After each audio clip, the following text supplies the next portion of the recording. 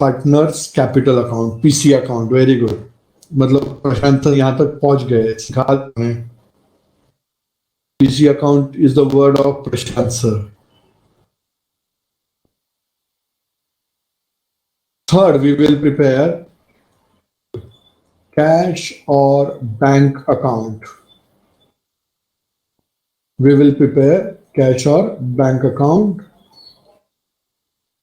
which will record all the receipts and payments at the time of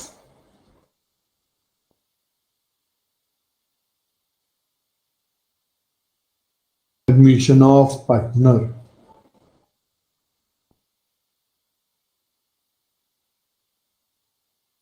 So we will prepare cash और bank account, और वो क्यों prepare कर रहे हो वो भी रीजन लिख दिया है मैंने। देखो अभी हो सकता है जब हम नए पार्टनर को बिजनेस में एडमिट कर रहे हैं उस वक्त में हो सकता है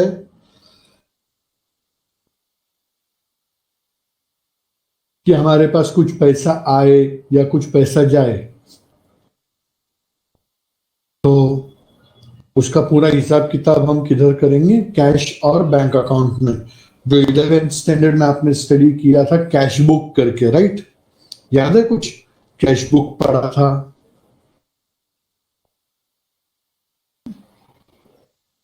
तो विल प्रिपेयर कैश और bank account to record the receipts and payments. And last, fourth, we will prepare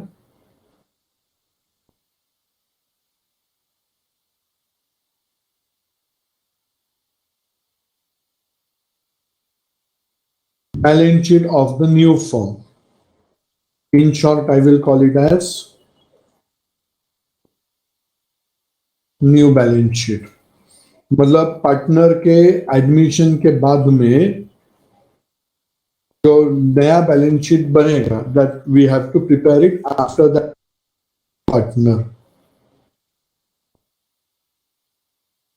तो ये चार चीजें, दो चीजें अपने को क्वेश्चन में दी जाएगी। क्या क्या दिया जाएगा क्वेश्चन में? Balance sheet and adjustments. And क्या क्या प्रिपेयर करना है बताओ। फर्स्ट क्या प्रिपेयर करेंगे?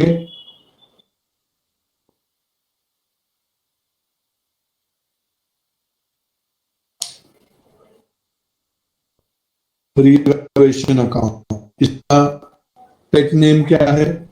रिवैल्यूएशन अकाउंट का पेट नेम क्या है?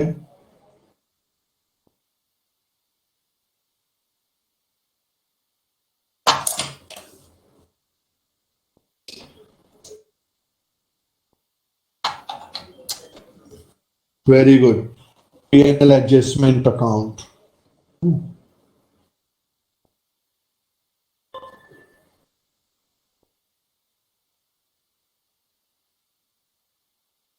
तीसरा क्या बनाएंगे?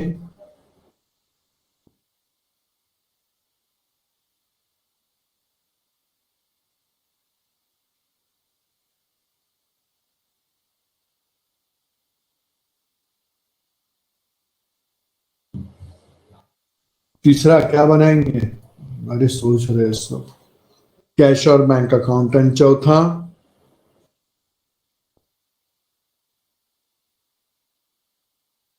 मैंने तीसरा पूछा तो कहां से घुस बीच में?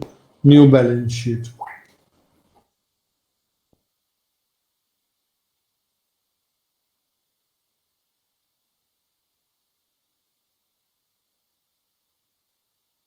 तो ये चार चीजें हम बनाएंगे क्वेश्चन में, मगर आंसर के लिए। मगर कैसे?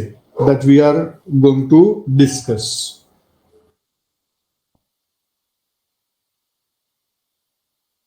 Is my voice breaking?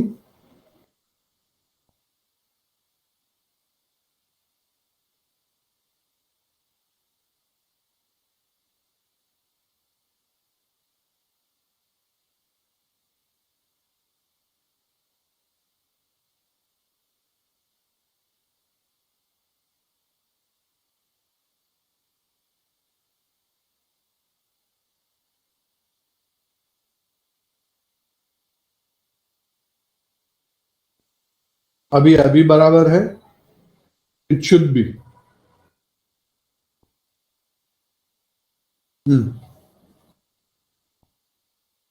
तो आज हम लोग स्टडी करेंगे जर्नल एंट्रीज। आज हम लोग स्टडी करेंगे जर्नल एंट्रीज।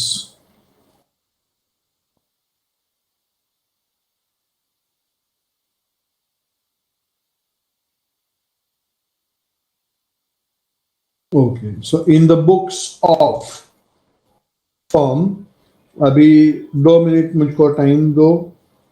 2 मिनट भी नहीं, जस्ट सम सेकेंड।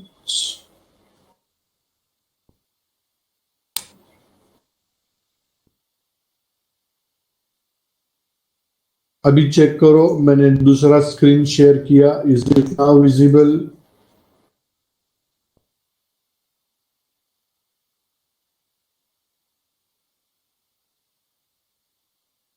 गुड। क्या लिख के दिख रहा है उसके ऊपर, बताओ मुझको।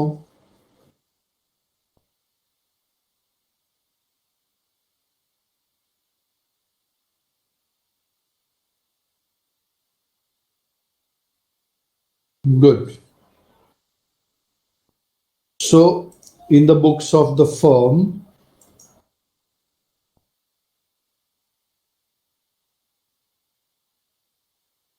journal,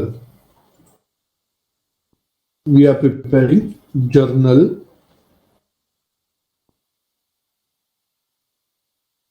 तो सबसे पहला जर्नल एंट्री,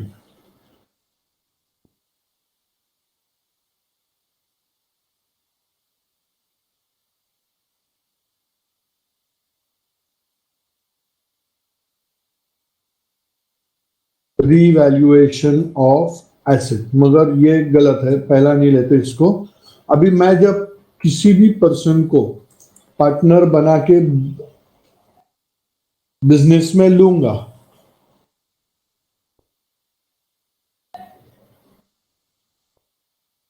तो तो हमको सबसे पहले मैं एक काम करता हूं, I again go to the earlier screen. वहां पे मैं डिस्कस करता हूं, फिर we will come again to the journal entries.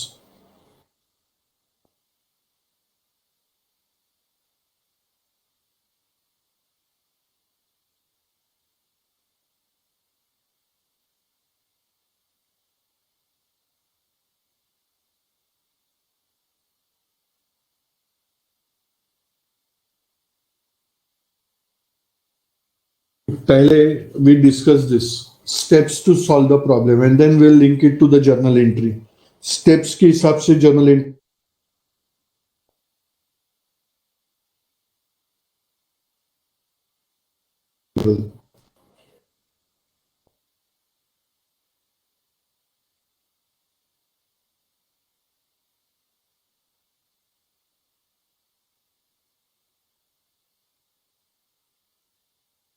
तो फर्स्ट स्टेप, ट्रांसफर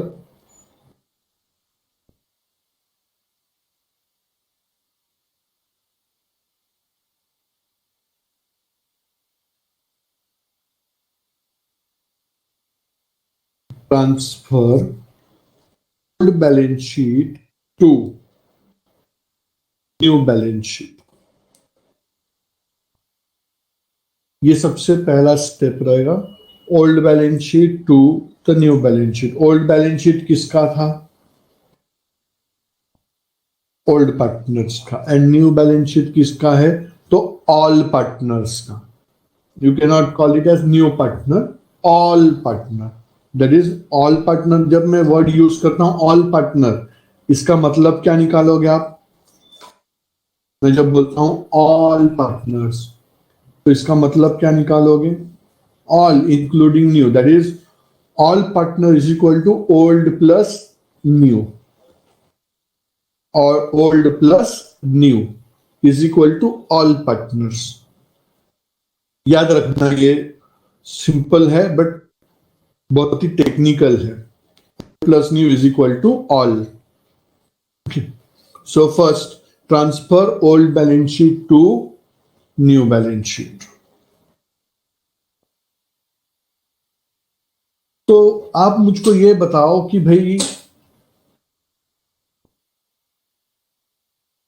ये जो होता है old balance sheet to new balance sheet, इस पर्टिकुलर स्टेप के लिए क्या जर्नल एंट्री रहेगा? Can anybody of you help me? ये स्टेप के लिए हम क्या जर्नल एंट्री पास करेंगे?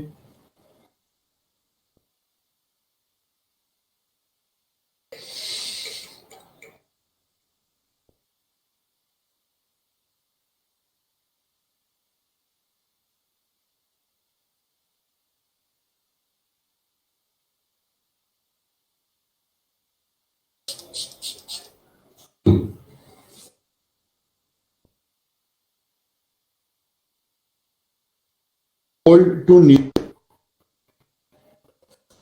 ट्रांसफर कर रहे हैं तो उसका क्या जर्नल एंट्री रहेगा?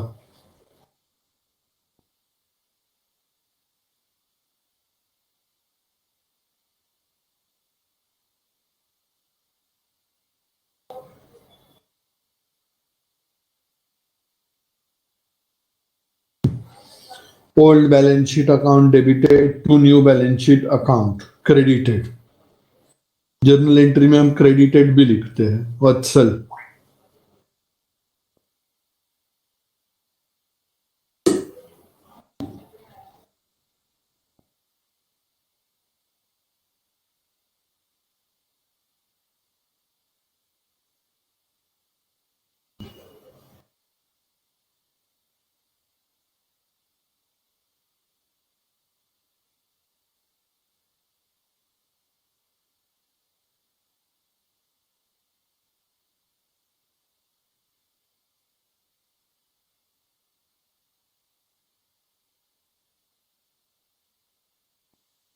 remember that whenever we transfer old balance sheet to the new balance sheet, there will be no journal entry, क्योंकि वो चीज सिर्फ एक जगह से दूसरी जगह पे ट्रांसफर हो रही है. Now we go to second step. कोई जर्नल एंट्री नहीं होती है. Second step,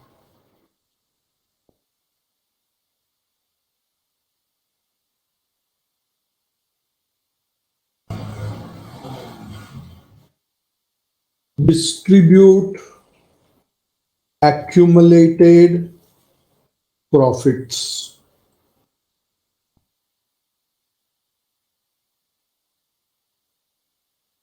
The second step to solve the problem is distribute accumulated profit. अभी आपने फाइनल अकाउंट्स में एक इंपॉर्टेंट चीज पढ़ा रहेगा, that partners do business in the partnership firm and at the end when they earn profit, उस profit का क्या किया जाता है बताओ मुझको?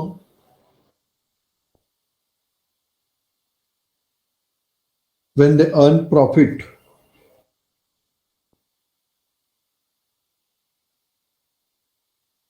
ओल्ड बैलेंस शीट को न्यू में ट्रांसफर किया. जब प्रैक्टिकल पॉइंट सॉल्व कर step,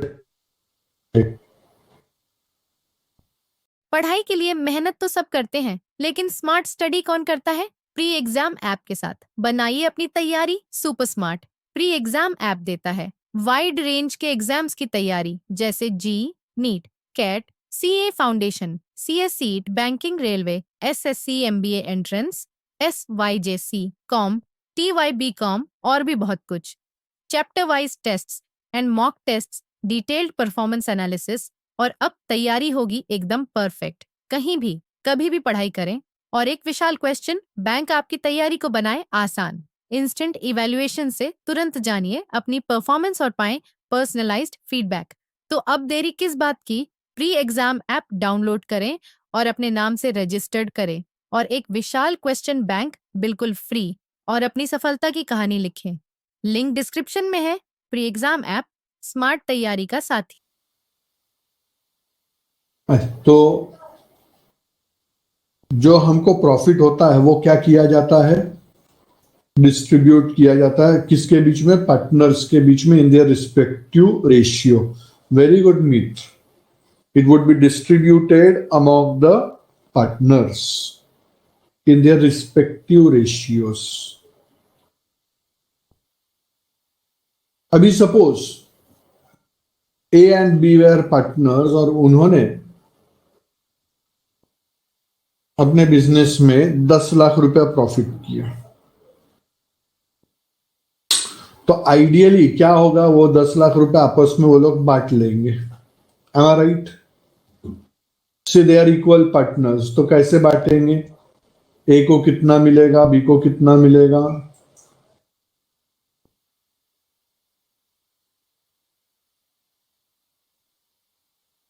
$5 lakhs each. Very good. I appreciate your knowledge. दोनों को 5-5 लाख रुपया मिलेगा। Very nice. 1:1. ओके, ठीक है। तो they will get 5 lakhs each. ये मिलना चाहिए, मगर पार्टनर्स क्या करते हैं? वो लोग 5 lakhs नहीं निकालते हैं, उनको नहीं बांटना है। वो लोग क्या करते हैं? वो सोचते हैं कि उसमें से 30% रख दो, 30% रख दो, क्योंकि बिजनेस में हर दिन एक जैसे नहीं होता है ना। हो सकता है मुझको फ्यूचर में कुछ इमरजेंसी में कुछ पैसों की जरूरत पड़े बिजनेस के लिए। Is that possible?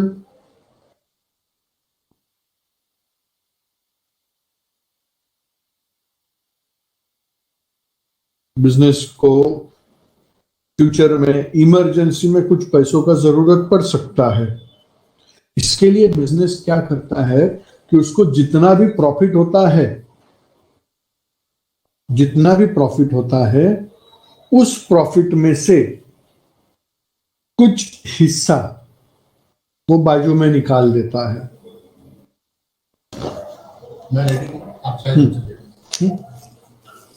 उस प्रॉफिट में से कुछ हिस्सा वो बाजू में निकाल देता है। पार्टनर्स को बांटा नहीं जाता है, उसको बाजू में रख दिया जाता है। क्यों? फ्यूचर के लिए। ऐसे हर साल थोड़ा थोड़ा करके हो सकता है बिजनेस के पास बहुत बड़ा फंड जमा हो जाए। am I right? तो वो आगे उस फंड को यूज कर सकते हैं एक्सपांशन के लिए। आगे उस फंड को वो लोग यूज कर सकते हैं एक्सपांशन के लिए। तो एक इंपॉर्टेंट चीज का ध्यान रखो फ्रेंड्स,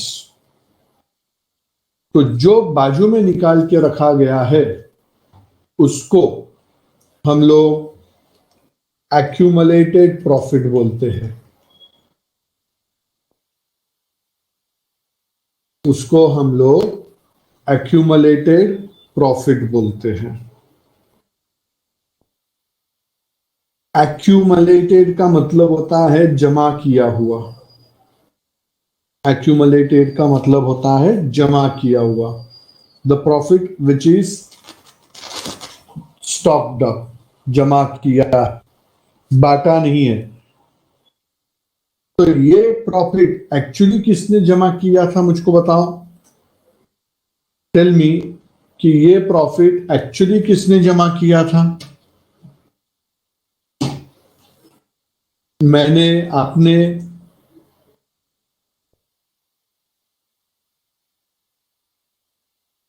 पार्टनर्स ने जमा किया था। कौन से पार्टनर्स ने?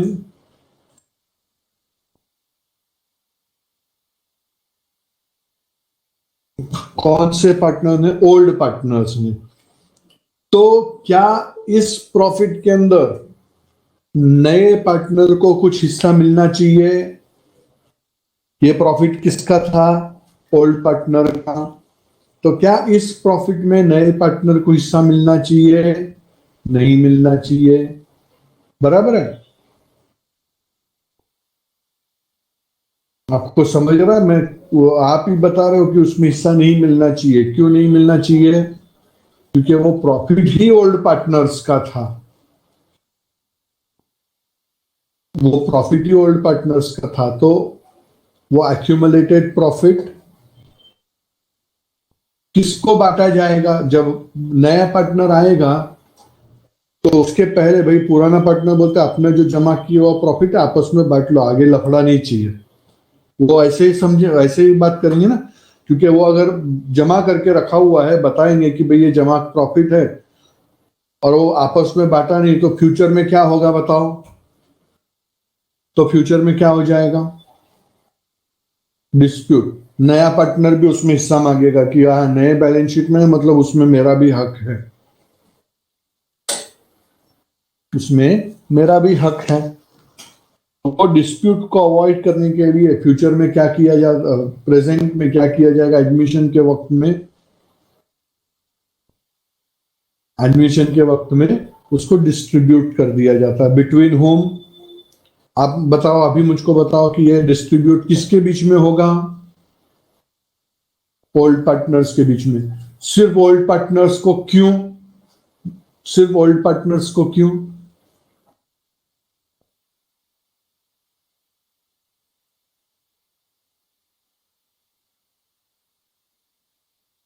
सिंपल है, क्योंकि वो उनका प्रॉफिट था, उन्होंने जमा किया हुआ था ना। इसके लिए वो सिर्फ ओल्ड पार्टनर्स को मिलेगा। Is that okay? लॉजिक समझ रहा है?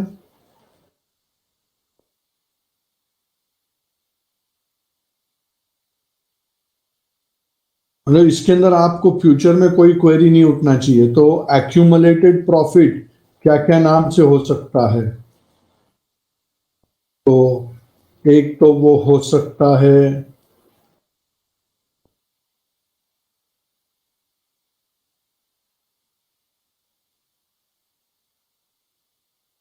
जनरल रिजर्व के नाम से।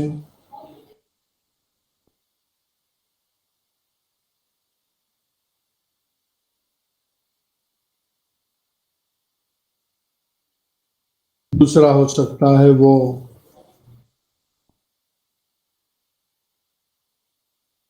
रिजर्व फंड के नाम से। तीसरा हो सकता है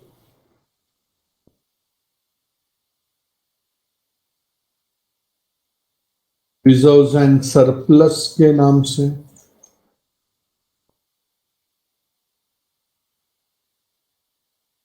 चौथा वो हो सकता है सिर्फ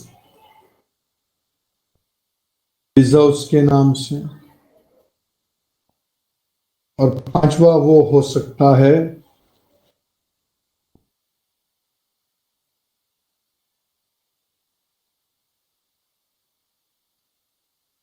प्रॉफिट एंड लॉस अकाउंट, ये नाम से।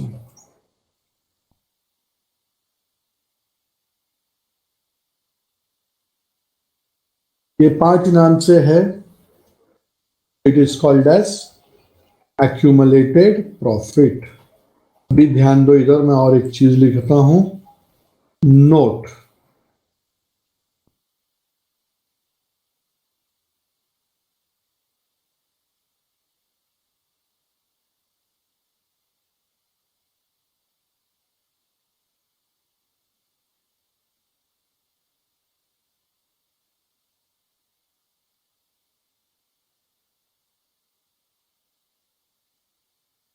ये बहुत इंपॉर्टेंट नोट है सर। ये हम इसको ढूंढेंगे किधर? तो इसको ढूंढते ढूंढते गाना गाने का। कौन सा गाना गाएंगे तुम लोग? जाने जा ढूंढता फिर रहा हूं तुम्हें रात दिन, मैं यहां से वहां नहीं ढूंढना है। उसको सिर्फ एक ही जगह पे ढूंढना है। किधर? सिर्फ एक ही जगह पे ढूंढना है, ओल्ड बैलेंस शीट के अंदर, वो भी लायबिलिटी साइड में। लायबिलिटी साइड में इन 5 में से कोई भी नाम पे अगर वो रहेगा तो it is to be understood as accumulated profit.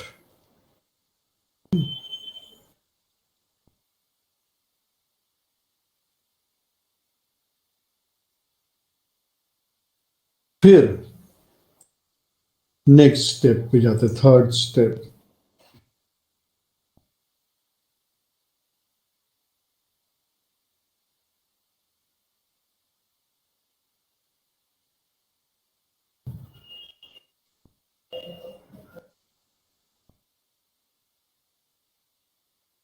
Distribute accumulated losses.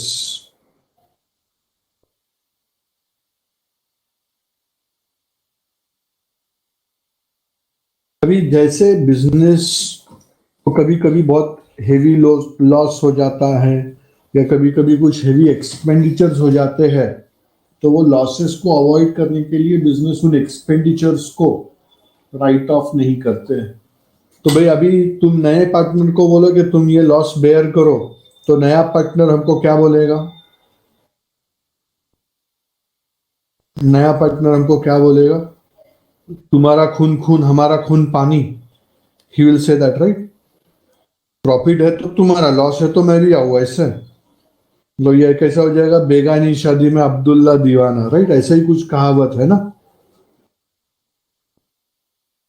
ठीक। तो एक्यूमुलेटेड लॉसेस क्या होते हैं, कैसे होते हैं, कहाँ मिलेंगे, कैसे मिलेंगे, उसके लिए I think it's time up for today. Am I right? मेरी घड़ी में कितना बज गया है? 20:09। My laptop is seeing 10 minute और है मेरे पास। 2 मिनट में वो कंप्लीट नहीं होगा, I know that. 2 minutes are left, but we cannot complete it in 2 minutes. So we'll wind up for today and discuss it tomorrow. अगर आज जितना मैंने सिखाया उतना समझा सबको? So let us end up with the day today. Bye for now. See you tomorrow. Good night.